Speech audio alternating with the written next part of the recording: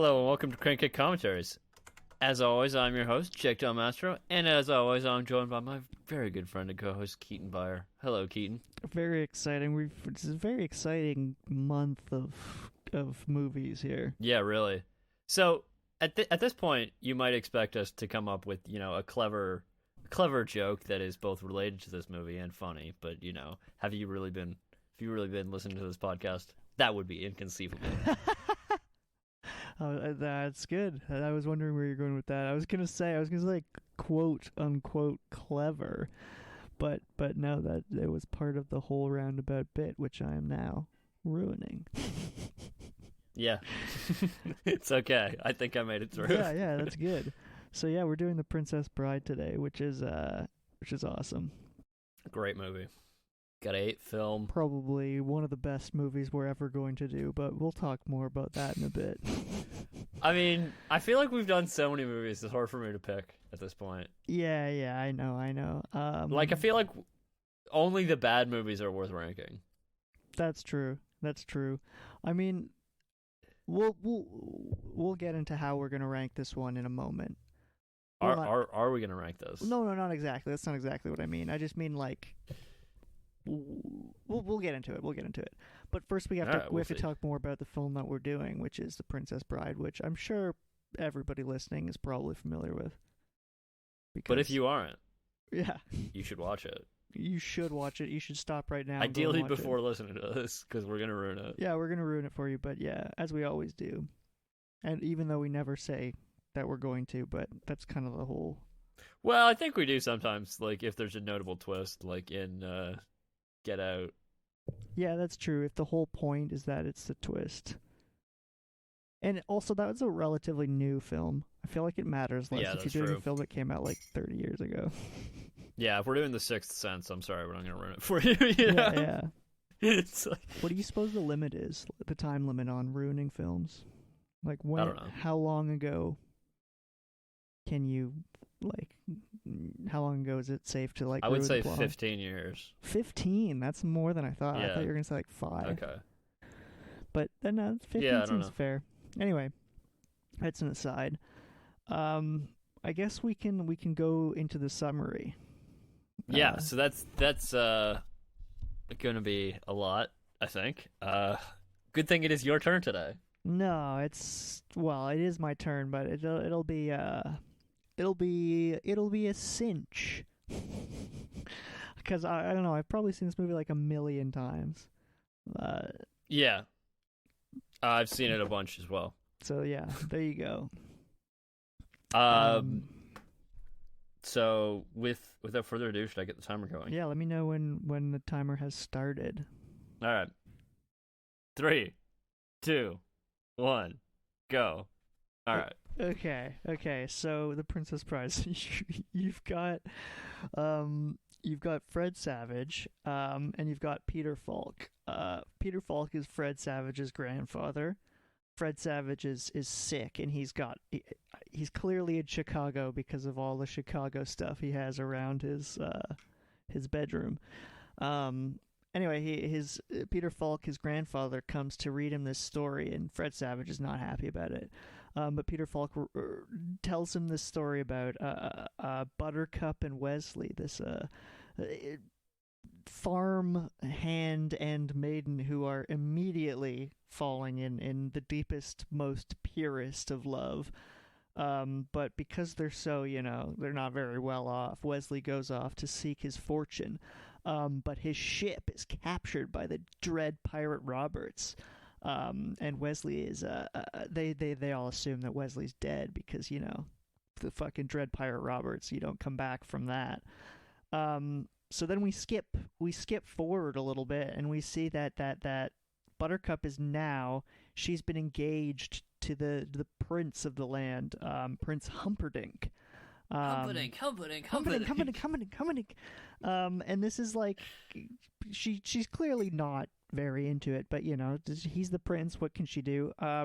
So she goes for one of her rides, her horse rides, when she runs into a trio of misfits, vagabond misfits, of of varying sizes.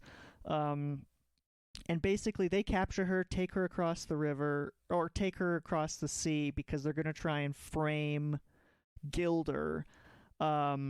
And as they're going, they realize they're getting trailed by this other ship, and this is not conceivable that this could be happening, but yet they press on. It's inconceivable. One might say that. So then they reach the Cliffs of Insanity, where Fezzik the giant, he starts carrying the three of them up the Cliffs of Insanity, which is pretty insane. But they get to the top, and then there's a fucking epic sword fight, because the man in black who's following them gets to the top, and he's chasing them. He wins the sword fight. He keeps going, and then then he takes on the giant. And at this point, it's getting interesting. You're like, who is this guy? He's bested the swordsman, and now he's taken on the giant. Then he bests the giant, and now he's like, all right, this guy's pretty cool. So he moves on, and now it's the last guy, the Sicilian, and he challenges to a game of wits. And the game of wits is about drinking poison. It's who has the poison, and eventually, clearly, the man in black wins the battle of wits, because he outwitted the Sicilian. And then he takes Buttercup, runs away, and then they get into sort of a tiff, and she realizes he's the Dread Pirate Roberts, and she's like, you killed Wesley, and he's like, how you fucking are gonna marry Prince Humperdinck, so fuck you, doesn't matter.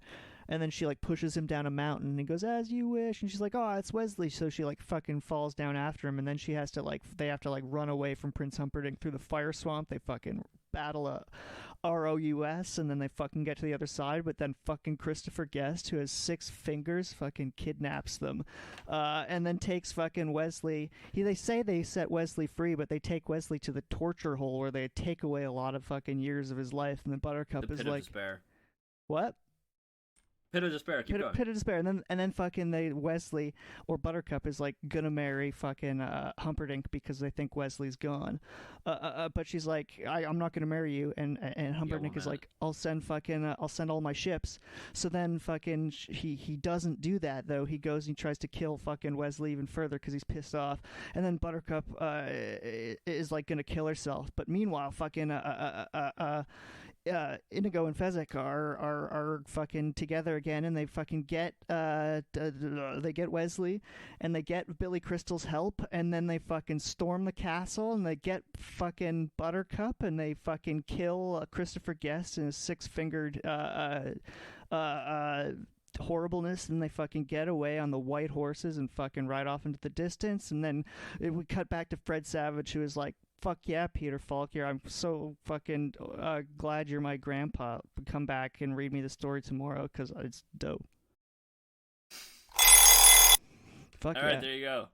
Pretty much dead on. Yeah. Some important bits that I don't know if you addressed. I definitely skipped a few important details, specifically probably the backstory of the so the reason man. why Christopher Guest is why Inigo, who is the swordsmith, by the way, I don't know if you mentioned that, why he wants revenge on Christopher Guest is because he killed his father.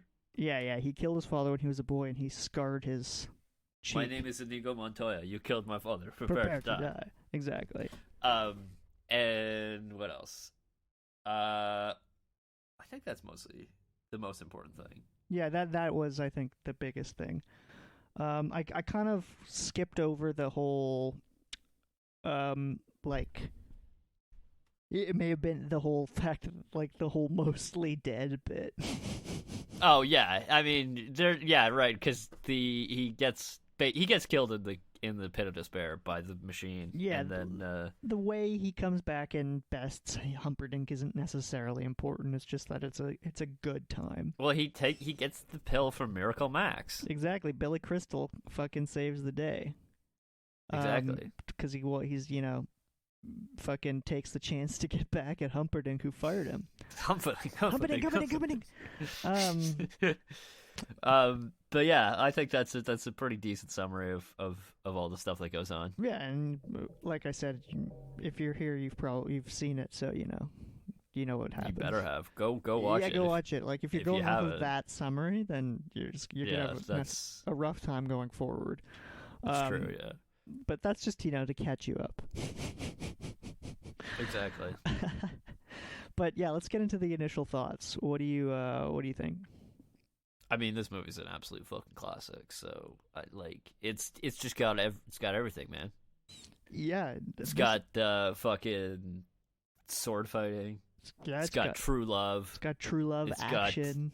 It's got action. Swashbuckling. It's got the laughs. You know. It got comedy. It's got fucking tears. It's got everything, man. Exactly. It really has special effects. It's got Billy Crystal. It's got Billy Crystal. It's got Wallace Shawn. It does have Wallace Shawn. It's honestly like a perfect movie in a lot of ways. Like what I was alluding to earlier, just kind of the scale of rating is like, it's not necessarily like an actual 1 through 10 or whatever, but this is definitely, I would say, like my top desert island movie, because I could watch this movie over and over and over and over again and not Beavis and Butthead Do America. Actually, that's a very good. I mean, that would be on the list for sure on the desert island fucking list. We might have to do that at one point. That's a great movie. Oh my god, I haven't watched that. I actually just started rewatching King of the Hill, but again, that's okay, an aside. Yeah. Okay, anyway, let's not get distracted. Mike Judge is a genius. That's true. But so is Rob Reiner. Absolutely. So Rob Reiner, who, by the way, we covered in a previous film when he did Spinal Tap, which is another fucking excellent movie. Yeah. I think we might have undercovered that movie a bit, but yeah, maybe. But we'll try and right the wrongs this time around. Exactly. Tell you all about Rob Reiner. Yeah, I mean, the important things, especially in relation to this movie. Mm-hmm. But yeah. This is probably one of my favorite movies, for sure. Like Desert Island wise, again, it's hard to rate. Is it the best movie that we've ever covered? It's hard. I can't say so necessarily, but that's I'm not gonna rate all the good movies we've covered. Yeah, I know. I'm just thinking I feel like they don't deserve to be compared. You know what I mean? I know, totally, exactly. It doesn't really. They're not real. It's apples and oranges in a lot of ways. You get different things. So I feel like it's a lot easier to rank bad movies, in my opinion. Oh, of course, because they're all bad in the same way, whereas good movies are all good in much dynamic. I don't know. ways. You can be bad in different ways. I suppose that's true, but at the end of the day, they're all bad. Yeah. Well, at the end of the day, they're all good. Yeah, I guess. That's a good point. But anyway, nothing takes away from the fact that this movie's excellent. Yeah. I guess I was just thinking because last week we were saying Wayne's World. Wayne's World, one of the best movies we ever covered, and I'd say this movie's probably better than Wayne's World. I think once again, they're in a sense good in a similar way. They are good and similar. There's a lot of similarities really in tone. Yeah. Between these movies. Yeah. But although there's not any, I was just thinking, I was trying to remember if there was any fourth wall breaking. No, not in this movie. Yeah. Well, unless you, I mean, there is the kind of bits where it cuts to the framing device, though. Yeah, I suppose there's that. Which is kind of similar to that. There are again, yeah, there's similar qualities. For sure. Yeah, because there's that bit where he's like, the eels don't get her. Yeah, exactly. That functions basically in the exact same way, really. Fred Savage operates as the audience, because he is. Yeah, he's the surrogate for the audience. Yeah, so I guess let's get it, because I keep talking about Fred Savage. I guess let's get into the basic facts, because Fred Savage, is he has a long and prosperous Hollywood career after this and before this. He's still going, yeah. Yeah, well, not really that much before this, but not really Hollywood. Yeah, career. I think this must have been one of his earlier. This was his movies. big break, but he had done some commercial work prior to this, and I think he was in a show. Yeah. What was the show he was in? Fuck me. Anyway, I don't actually know. He was in it. He was in one of those 80s shows as the kid. But anyway, so this movie's 1987.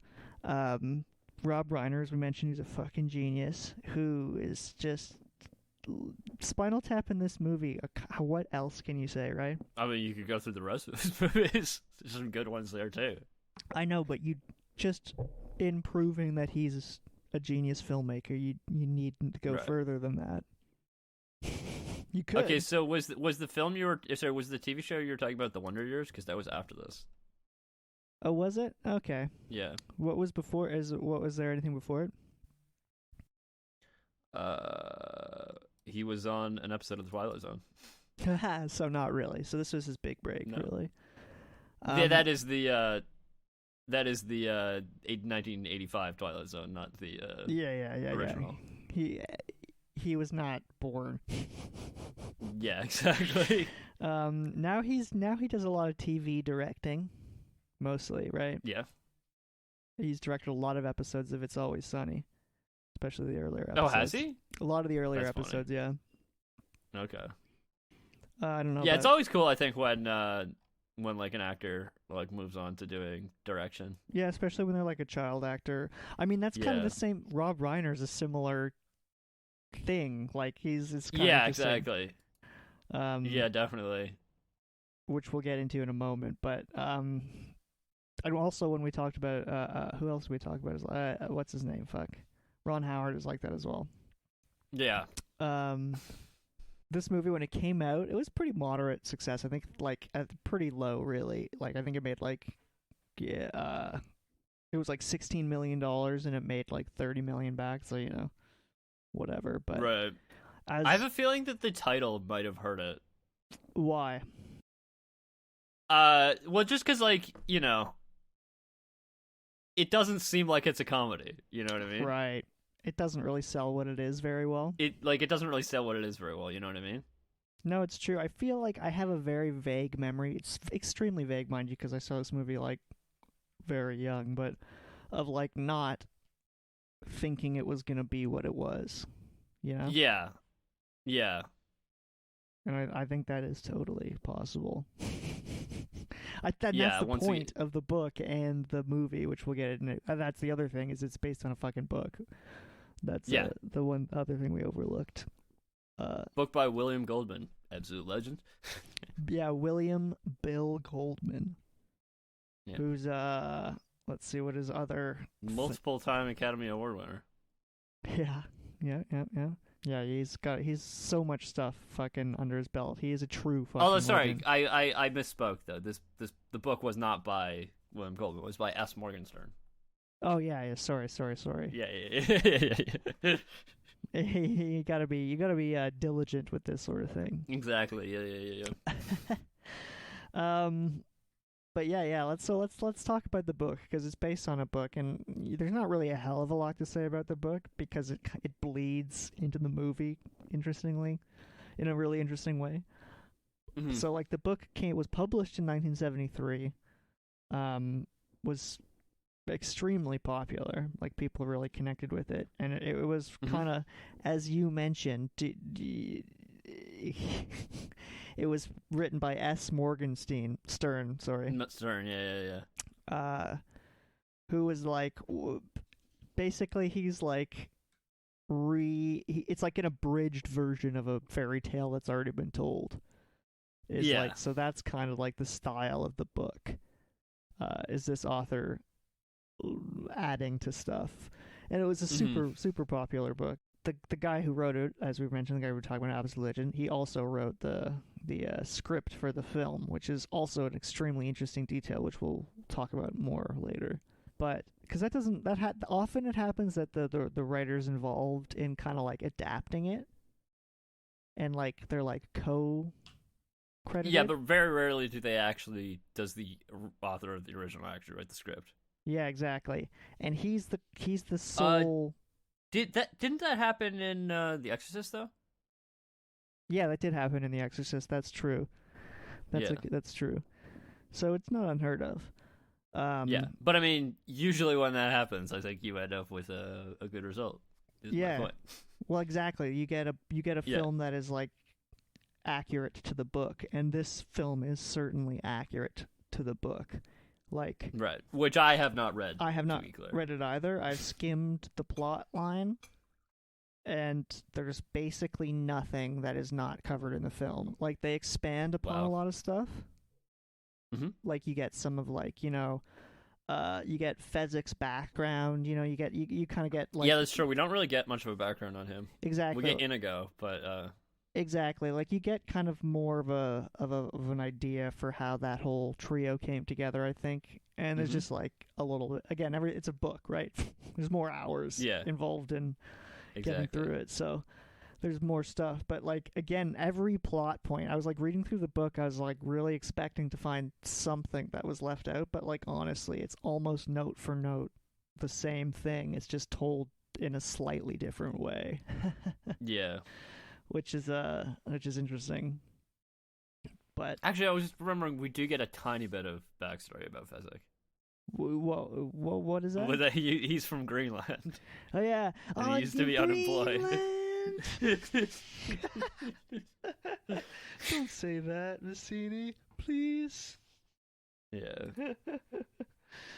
Oh god. Well, yeah, Wallace Shawn's excellent. Yeah, he is, and also Andre the Giant. I don't know if we mentioned him yet. Yeah. I don't think we have, but we will definitely talk more about him. Yeah, he's a big part of this movie, obviously. Unintentional pun. Oh, because he's big. Yeah, because he's big. He's a giant. Yeah, he's a giant. Yeah, it's in his name. But yeah, so about the book, back to the book. Yeah, so it's basically note for note exactly the same. And shortly after the book's release, Rob Reiner's father, Carl Reiner, I don't know if we've mentioned Carl Reiner before, but we definitely another have. legend. Last time we talked about Rob Reiner, we talked about Carl Reiner. Oh yeah, did we? Okay. Yeah. Yeah, just like a big sort of like comedian in like the 70s, Yeah. 60s, and 70s, even earlier. But he did a lot of work with Mel Brooks too. Yeah, along with Mel Brooks and Jerry Stiller. Yeah. Actually, yeah, he might have been mentioned in that too. Yeah.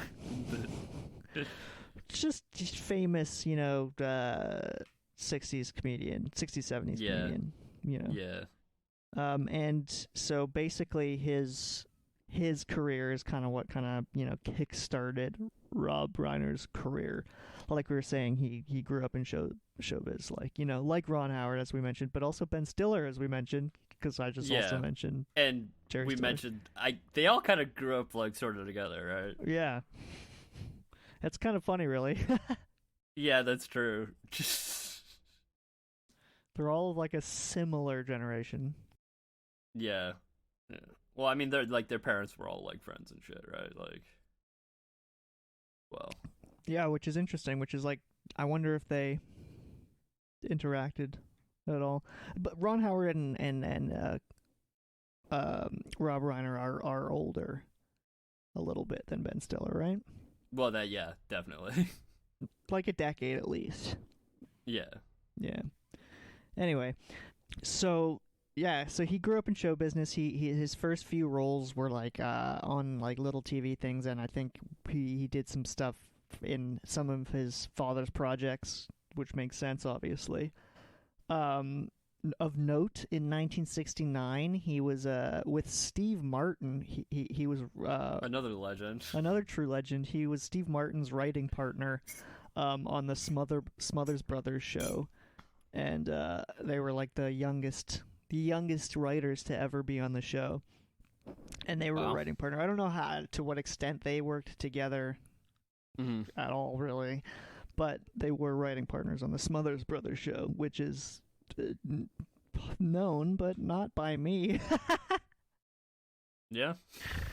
I mean, it's referenced in pop culture. I hear it in movies all the time, right? Anyway, after this, he got into acting. He started doing All in the Family, which, again, before our time, one of those sitcoms. Yeah, like the only thing I know about this, like, I've seen like a couple episodes of the show, and all I remember is just like fucking Archie Bunker, who is like the main character, just Exactly. like yelling racist shit at Rob Reiner,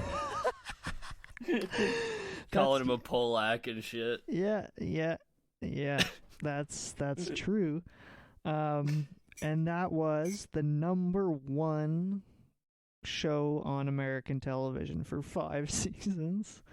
Yeah. So that kind of set Rob up pretty nicely, I think, to kind of do what he wanted. Again, in the same way that Ron Howard was on fucking, what was it, Happy Days? Happy Days? Yeah. Yeah. Rob Reiner fucking started off with just straight out of the gate the fucking, the best. Oh, right. Spinal Tap was his first fucking movie. Yeah. That's like, come on. Yeah. Well, I mean, it wasn't directed by Rob Reiner. It was directed by Marty DiBergi. Right. That's right. Rob Reiner he was just around, I imagine, but Yeah. but he learned a lot from being on set. On the set of Spinal Tap. Some people say he was the de facto director because, Marty DiBergi. Well, I mean, although Marty DiBergi looks an awful lot like Rob Reiner. Some people say they're the same person. Right. But yeah, you make Spinal Tap. That I don't remember. Actually, before we move off Spinal Tap, I don't know if this is the right point in the episode to mention this, or if you have it later on. But you know the hat that he's wearing in Spinal Tap is in this movie, right? No, the hat It that is. who's wearing? That Rob Reiner's wearing. Really? The USS Coral Sea. No, where? What? Yeah, it's in. It's in. Was it in Fred Savage's room? bed. Yeah, it's in Fred Savage's bedroom. That's It's right hilarious. next to his bed. Apparently, it was put in at Mark Knopfler's request. What? That's weird, but also, it makes sense. I imagine Mark Knopfler's a big fan of Spinal Tap.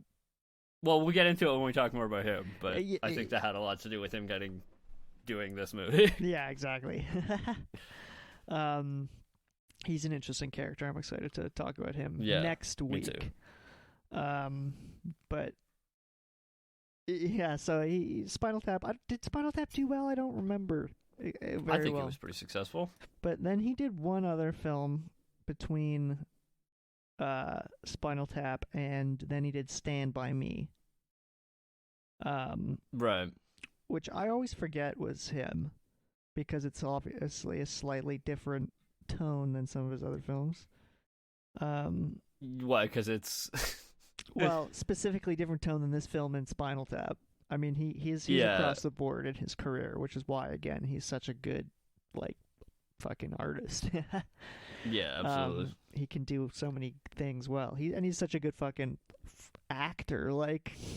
Yeah, that's true. Not many people can do all that.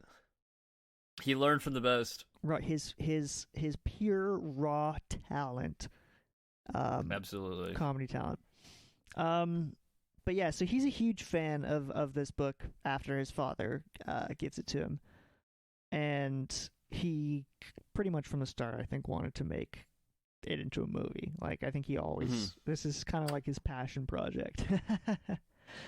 Yeah.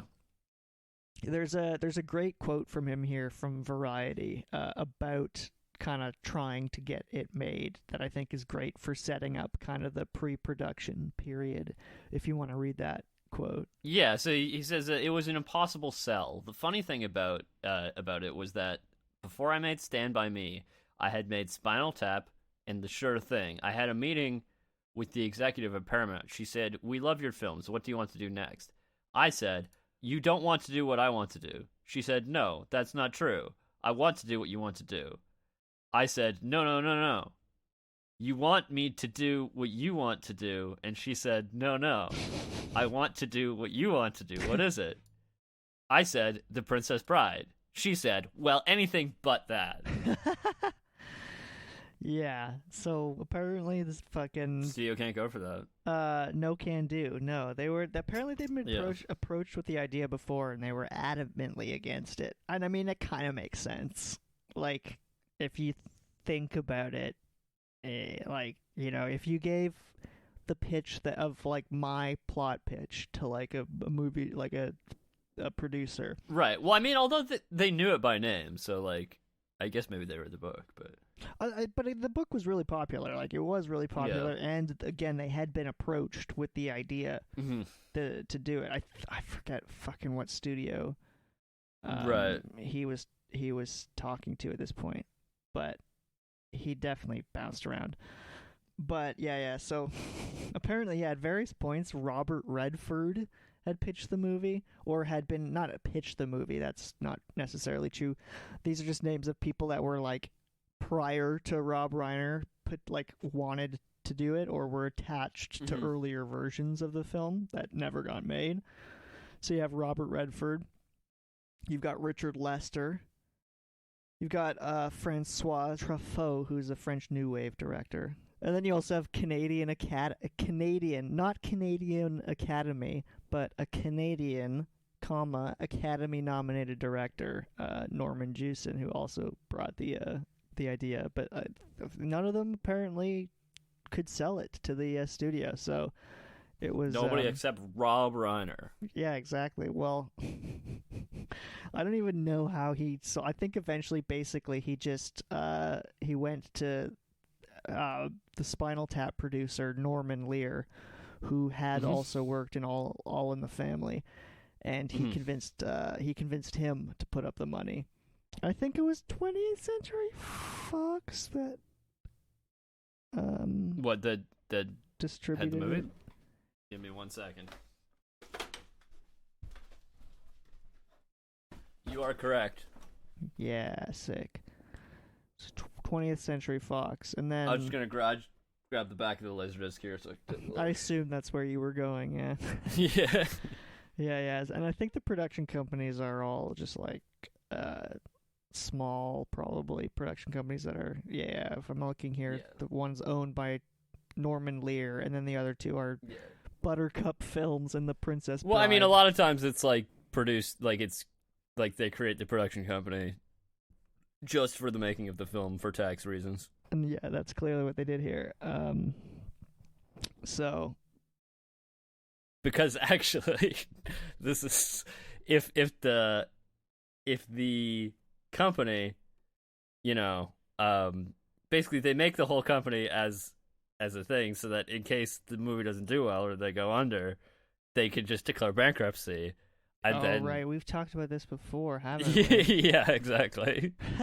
It's a way of insulating yourself financially, basically. Yeah. What was the context for that? Somebody fucked somebody I else can't over remember, but in that exact way. Yeah, it's like Godzilla or something. I don't remember. Yeah, who knows? Or maybe it was Kubrick, because he did a lot of funny financial things. Oh yeah, right. But anyway, we talked a lot about him as well, so makes sense. But yeah, so basically, once they have the cash to make they have Norman Lear's money to make The Princess Bride. The next step is to get Goldman involved, because Rob really wanted him involved in the project. Clearly, which makes was sense. The right call.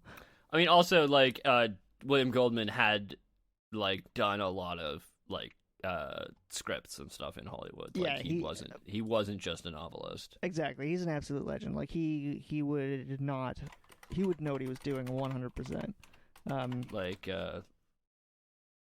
He did just off the top of my head, Butch Cassidy and the Sundance Kid, All the President's Men, etc. Right. Which are both Robert Redford movies, actually. That's funny.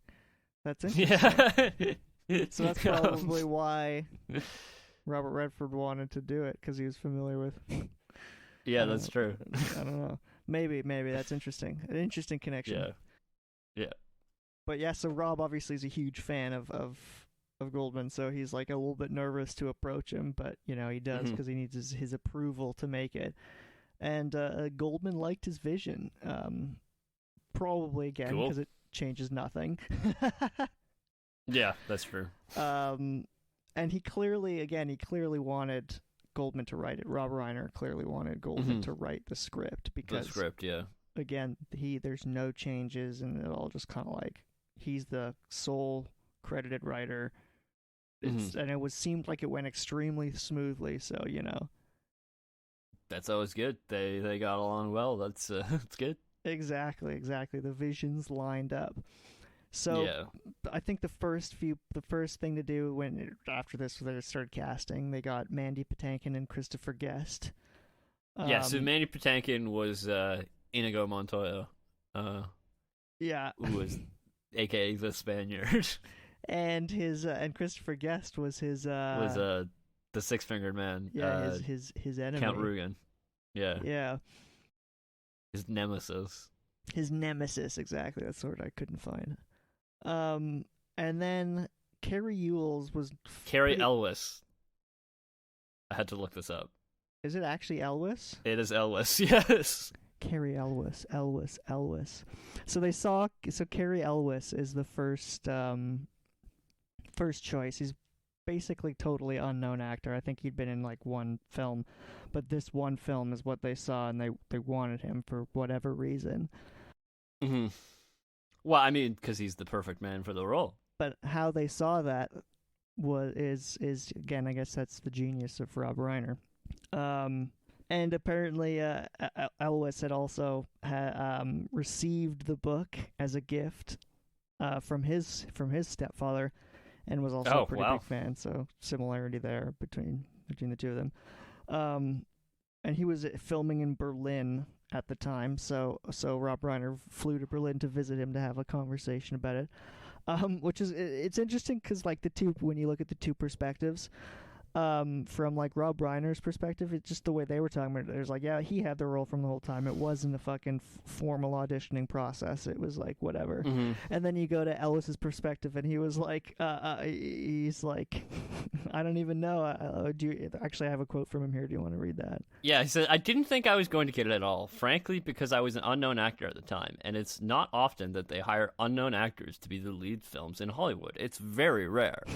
Although I should point out that, how rare is it for, the director to fly all the way to fucking Berlin to go, like, check you out when he doesn't intend on casting you? Yeah, that's a good point. Maybe he thought, like, just thought he was a high roller. I don't know, I guess. Know how things work. I don't know. Rob Reiner does not strike me as like a high roller. That big of a high roller. No. Although, I mean, I guess probably everybody in Hollywood is a high roller, like from our perspective.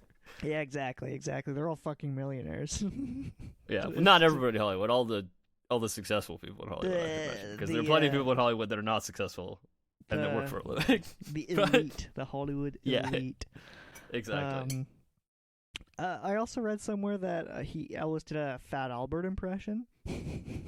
That's interesting. That made Rob Reiner laugh, and it was implied that helped him get the role. But obviously, I don't know. I'm not sure how that relates to the role, but how okay. True that is, but maybe it's just because he thought he was funny. Yeah. But yeah, so he cast him. He got apparently like a week after the Berlin meeting, he got the message that he was in the film.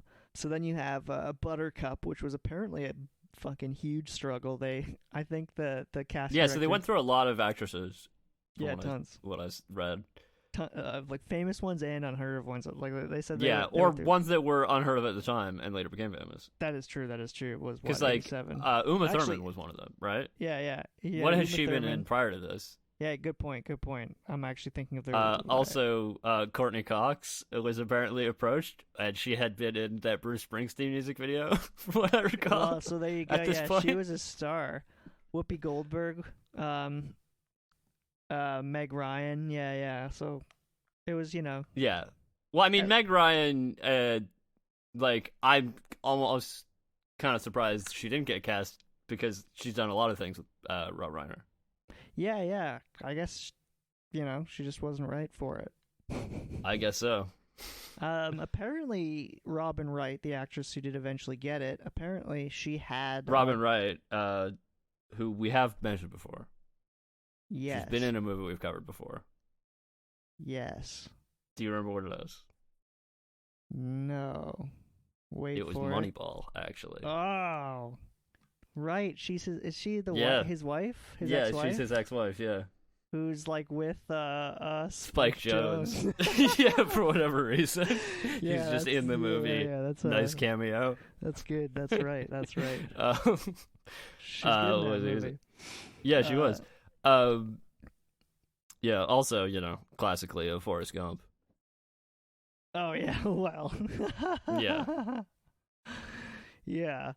Oh, what a good movie. Yeah. Talk about good movies. Exactly. One of these days. One of these days.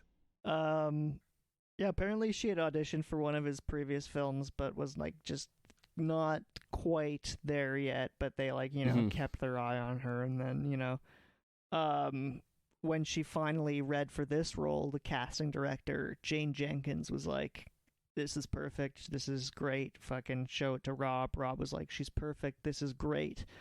Yeah, there was a really good quote that I read earlier that about the moment that I guess for when she got cast, or at the very least the first moment that Bill and Rob met her.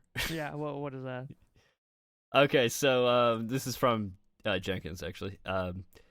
Basically, that I will never forget this as long as I live. The doorbell rang. Rob went to the door, and literally, as he opened the door, she was standing there in this little white summer dress and her long blonde hair. She had a halo from the sun. She was backlit by God. And Bill Goldman looked across the room at her, and he said, "Well, that's what I wrote." And it was the most perfect thing. That's hilarious. I'm just imagining how this went down as in Wayne's World, for the film we covered. Yeah, where exactly. when Cassandra is shown for the first time. Yeah. Just like that's what I'm imagining. Yeah, that's exactly what happened, I think. Yeah, well, that's what it sounds like. Because what I also find super interesting about this quote is because this is after Rob Reiner had been like, yeah, she's perfect. They took it. They were like, okay, we have to now show Bill Goldman. So that kind of says to me that he was like the top of the creative chain of command here. Like he had kind of final veto power on the casting, right? Even, yeah, which is or at least they at least wanted to get his opinion. Yeah.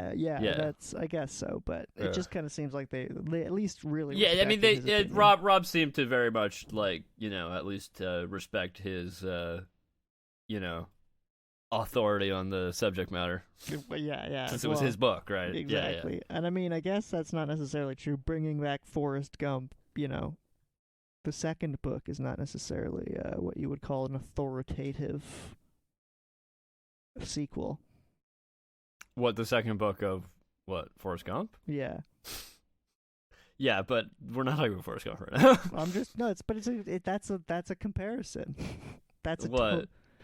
The fact that the sequel is anyway. It doesn't matter. I'm not sure where you're going with this. Doesn't matter. Point is, whatever. I forgot what my point was. Yeah. Forrest Gump, space with a chimp. Yeah. Right. So now you've got to cast your giant, which is there's another great quote from Jane Jenkins about this. So they were in a meeting, a casting meeting, and the quote says, "I asked during a meeting, so this giant guy, what are we talking here? How big?" And they told me, like Andre the Giant. Yeah. So the role. So they got Andre the Giant then. Yeah, he was who they were picturing for the role. Right. So I heard that that Arnold Schwarzenegger was also considered for this role. Really, I did not see that, but that yeah, makes sense and that he actually also said that they should go with Andre the Giant. That's hilarious. Well, he was right. Yeah. So basically, they called up the WWF, which is not the Wildlife Federation. World Wrestling Federation. Precisely. Now known as WWE. Exactly. World Wrestling Entertainment. Which was, where Andre the Giant was under contract at the time. He was actually in Tokyo. He had just done a match in April in Tokyo, and the filming was set to start like at the end of the year, and he had a gig, he had another big match in Tokyo. Mm-hmm. At the time that they were supposed to be filming, and that was going to pay him $5 million.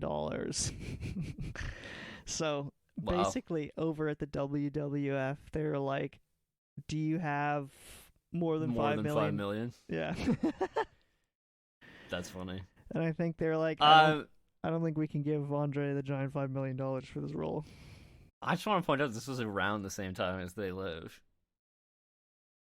which Yeah. also featured a prominent WWF star. Yeah, this is even the same year, isn't it? 87. Yeah, so yeah, I wonder if they were just trying to squeeze every penny out of Rob Reiner that they could.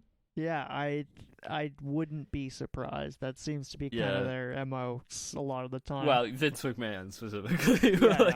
I wasn't naming I him wonder if he was specifically, like but yeah, involved in negotiations. Like, his name personally. did come up. Yes, his name came up. Yeah. But yeah. So basically, what they said is they met with every big actor in Hollywood or big person is what they said. Right. Like Yeah, every big actor or person you could think of, they met with. Like big, like literally big. Like literally big, like physically large. Large person. Because they wanted an actor. They weren't gonna. Clearly, they didn't want to force perspective. They wanted a fucking big person. They wanted a giant. Yeah. They wanted Andre the Giant.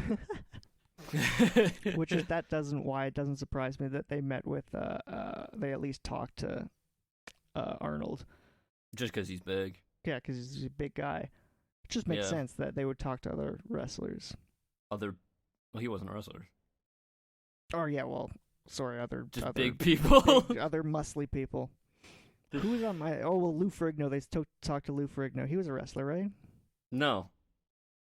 Oh, he was also a bodybuilder. He was a bodybuilder. I'm mixing up bodybuilders him and wrestlers. and he had the rivalry with Arnold. With Arnold, yeah. I'm getting all my fucking pump lore mixed up. None of these people were. None of the people you list here were wrestlers. No, except I know. For Andre.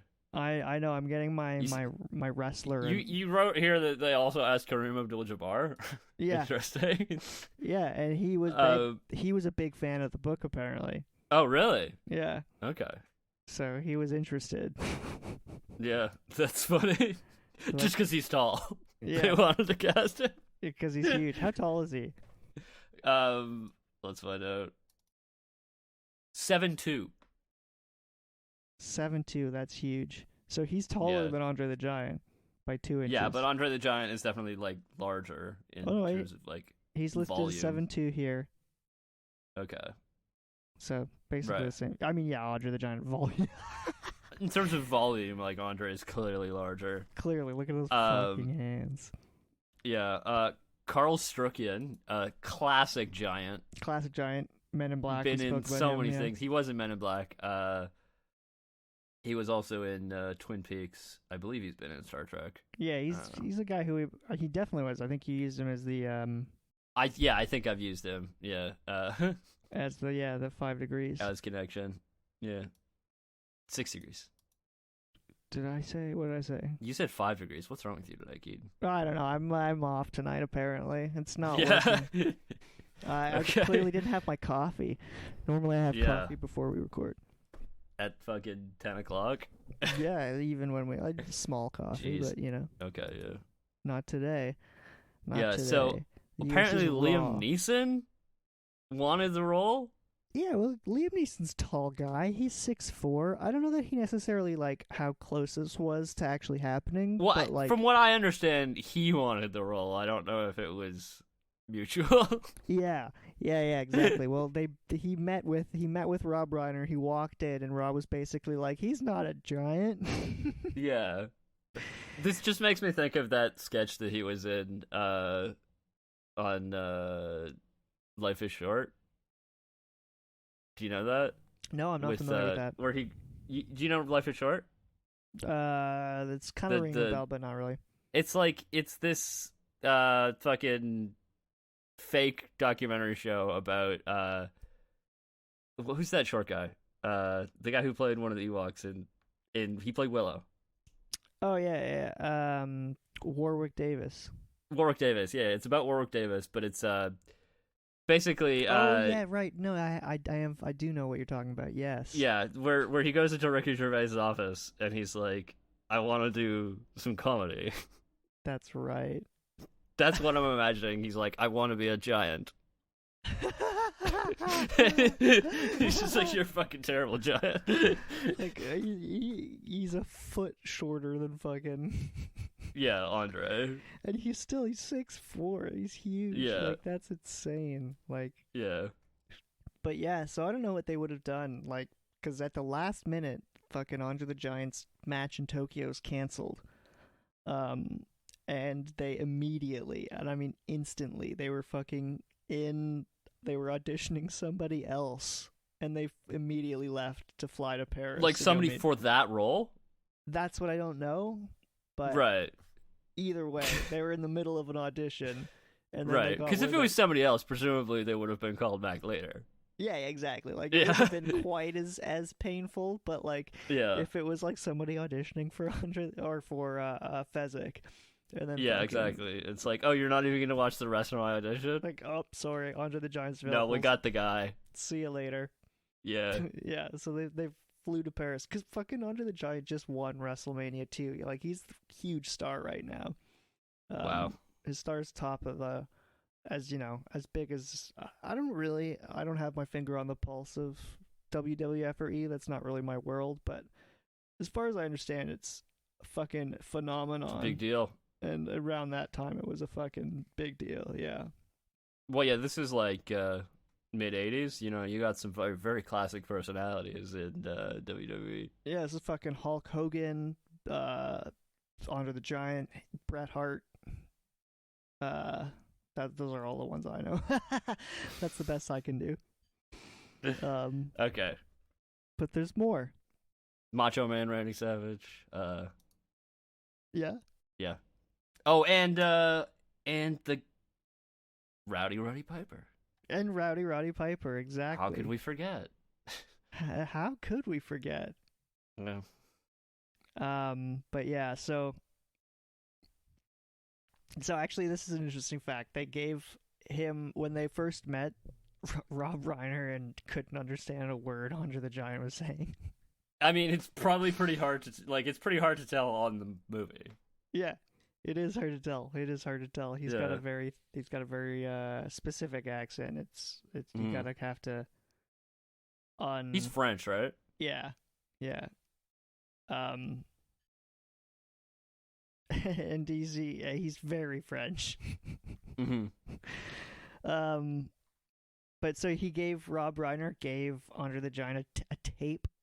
What was Andre the Giant's birth name? I feel like did he go by? He's Andre not the called Giant? the Giant, but I believe he's Andre. Well, obviously his name's not the Giant. I just mean, like, did he went by Andre the Giant? But I feel like I should, like, at least Andre Rene Roussimoff. Say that again. Andre Rene Roussimoff. Interesting. Does it say born as, or did he, like, actually? What did he go as? He went by Andre the Giant, but that was his name. There you go. Yeah. So Rob Reiner gave him a tape with his lines on it for him to, like, just listen. Like a cassette? Yeah. Okay. So he, like, listened to the tape. I think because right, because I guess he probably couldn't speak English. Yeah, well, I don't know how well he could speak English. Probably not well. It doesn't seem like he could. And I think also, like, because he couldn't understand him because of his accent, I think he wanted him to phonetically not just read the words. He wanted him to, like, phonetically pronounce them, so it was at least, like, somewhat... what's the fucking... Comprehensible? Version of legible. Comprehensible, Comprehensible, yeah. Yeah. But yeah, so... that it did work. It's hard sometimes, but comes through. I think it comes across. Yeah. And it's no worse than some of Arnold's earlier movies. Oh god, it's better than most of them, really. And his lines are much more complex. Yeah.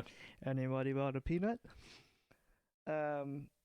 So yeah, so they gave them a budget of 16 million bucks and fucking sent them on their way to make this movie. And I'm really curious in the end how much money Andre the Giant made. Yeah, because it was supposedly 5 million was what he was asking for, or that was what Vince was asking for, presumably. Yeah, exactly. So, and I mean, who knows Yeah, how who much of that knows? was going to Andre? Because they said that the match was canceled, so that's why they got him, right? Yeah, exactly. So Yeah, I don't know. I don't know how much he made from this movie, but yeah. it's interesting. But yeah, so basically that's most of the pre-production stuff. This is kind of we get into the production, which long-time listeners will know.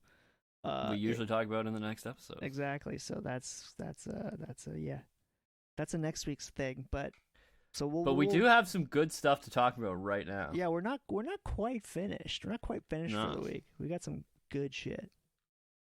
All right. Well, what kind of shit is that? Is it this shit?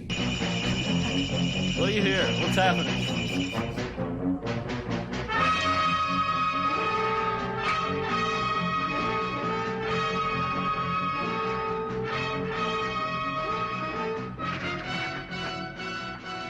It sounds like a fight between a giant and a normal sized person.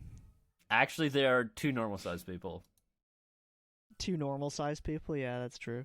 Welcome to 6 Degrees of Star Trek. This is where we talk about Star Trek and the connections between this film and it. That's right. So, I always like mix up that fight scene, like what that audio is from. I always mix that up because that's when he's fighting it's Spock. used many times, Yeah, but I believe that specific instance of that tune, because obviously this is a clip from the show, that is from the fight between Kirk and Spock. right. You yeah, can hear, because you can hear the ripping of the shirt. Yeah, exactly. You can hear him throwing down the thing if sometimes we get to the end of it, we don't. But always they get to do the end. use that music for lots of fights. Yeah, I was gonna say, is that when does he fight the Gorn to that fucking I song?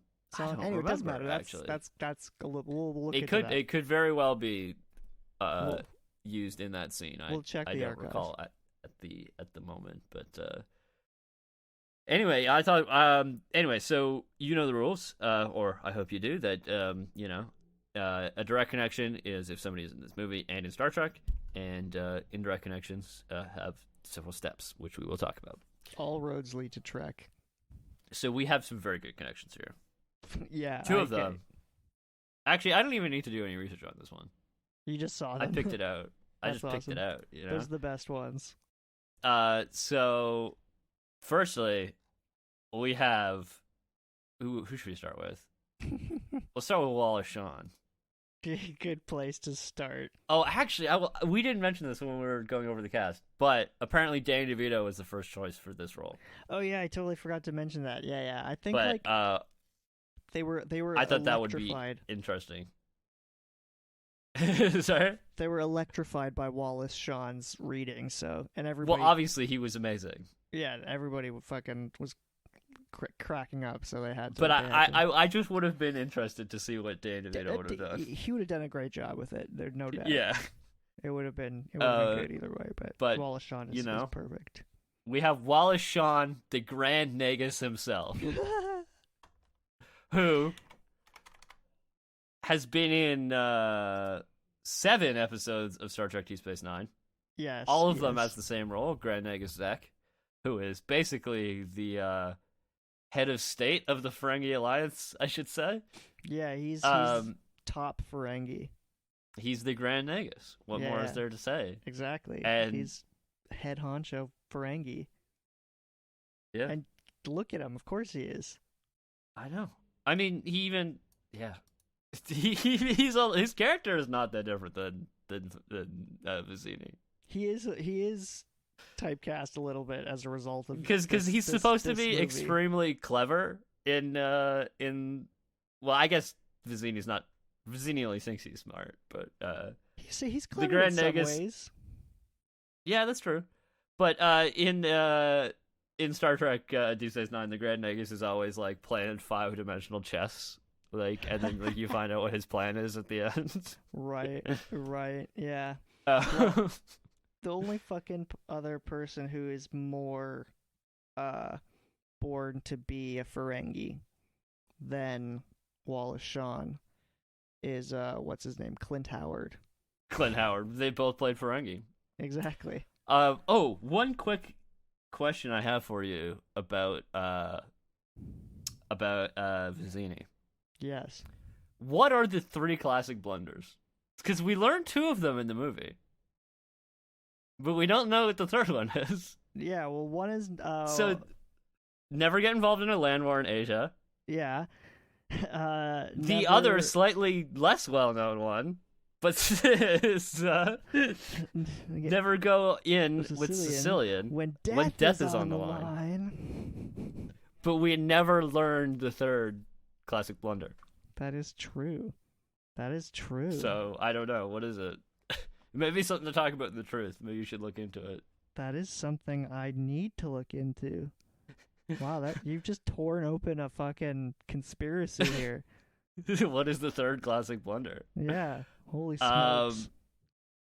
Okay, so this is another one, which I noticed, without having to look up. But Chris Sarandon, who plays Prince Humperdinck, plays Humperdinck. He plays Prince Humperdinck. And he was also in an episode of Star Trek Deep Space Nine. Another Deep Space Niner. Deep Space Niner, yeah. So he plays the character Martis Mazur on the 1994 episode Rivals, which he's basically sort of a drifter who finds this. I do remember that episode. Do you remember that episode? Yeah. Where he finds like this like orb that is like a gambling apparatus. He has such a memorable face though. Yeah, exactly. And then he episode. And anyway, he uses it to open up a establishment near Quarks, and there is some beef there.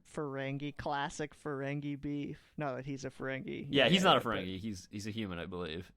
And then so the third connection, unfortunately, I couldn't find a direct connection, but there are so many indirect connections. But I just decided to go with one. What is that? Okay, so let's start with Cary Elwes, who has not been in Star Trek, but he was in the film Robin Hood Men in Tights. I presume you've seen it. He's great in that movie. He stars in that movie. Mel Brooks movie, by the way. He is Robin Hood, indeed, yes. Mel Brooks. That was 1993. That movie was. So. Yeah, but is Carl Reiner or Rob Reiner? Is Rob Reiner in that movie actually? I don't think so. No, not at least in a main role. I could see how he could be. I could see him being connected to that movie in some capacity, but I don't actually know that he is. Yeah, but anyway, who plays in that film? King Richard. Who does play King Richard? Oh, fucking it's fucking Sir Patrick Stewart, isn't it? It's Sir Patrick Stewart.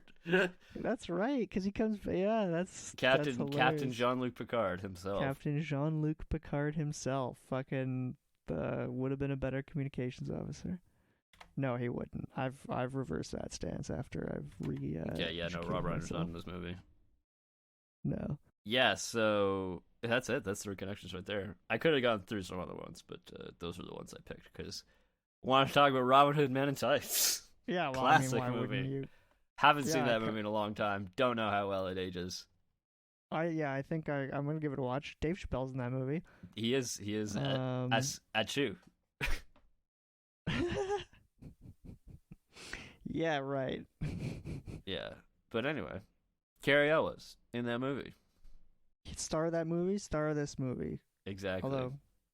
Although who is really the star of this movie? It's an ensemble, really. It's an ensemble, I guess really. You could say Buttercup's the star in a lot of ways. Robin Wright? I'd say pretty much equally, right? Yeah. Yeah, her and Wesley Buttercup and Wesley are pretty much equal. Okay, plot hole. Just realized this. Okay. How does Wesley know that Buttercup's been kidnapped? That's he must have intercepted the plans. I'm sure that's covered in the book. Okay, He yeah, must have. maybe. He must have. Being a pirate, there must have been plans mailed over Maybe, water. yeah, maybe he knows. I guess I was gonna say maybe he knows Vizzini, but Vizzini doesn't seem to know him. So No, who knows? but yeah, he could have heard of them. They're scoundrels. Yeah, definitely. Anyway, maybe, I don't know. Maybe You if can that's in find the this book. out. Yeah. I'm Yeah. gonna see if that might be in the book. You're right. Any other questions you might have too, like all stuff we should look into next week? I'm just We trying could to start think. doing that too. All right, well that's our episode for this week. Our Yeah. Princess Bride episode. We're I just had a lot of fun rewatching this movie, Me too. I was great. Fucking great Yeah. fun. Such a good especially movie. on my fantastic Laserdisc edition of this. Yes, exactly. Fucking extremely classic version of it. Way to watch it. Exactly.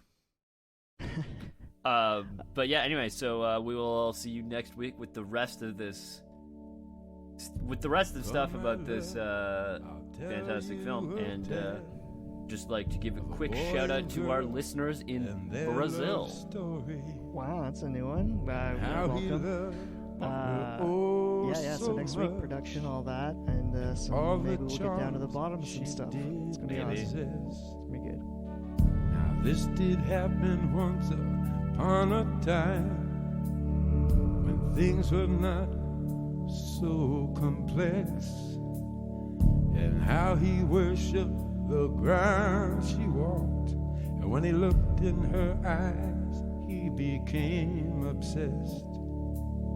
My love is like a storybook story, but it's as real as the feelings I feel. My love is like a storybook story, but it's as real as the feelings I feel. It's as real as the feelings I feel.